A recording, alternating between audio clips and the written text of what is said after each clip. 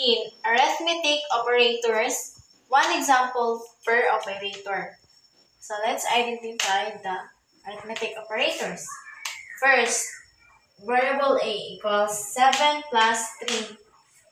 Sa addition na siya. So, inuhang i-add.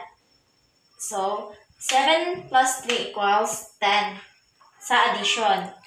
And variable B equals 7 minus 3 sa subtraction.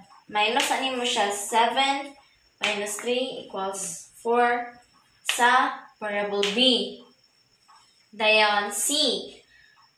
Variable C equals 7 times 3. So, 7 times 3 equals 21. So, store in variable C sa multiplication.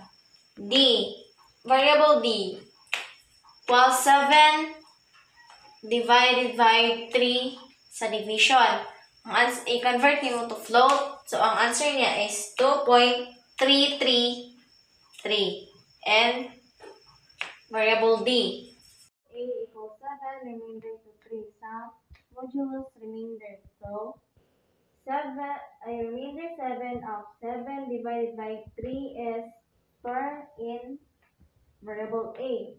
Variable F equals 7 to the power of 3 equals 343 store in F sa exponentation na siya. G equals 7 floor division gives 2. Store in G sa integer float division.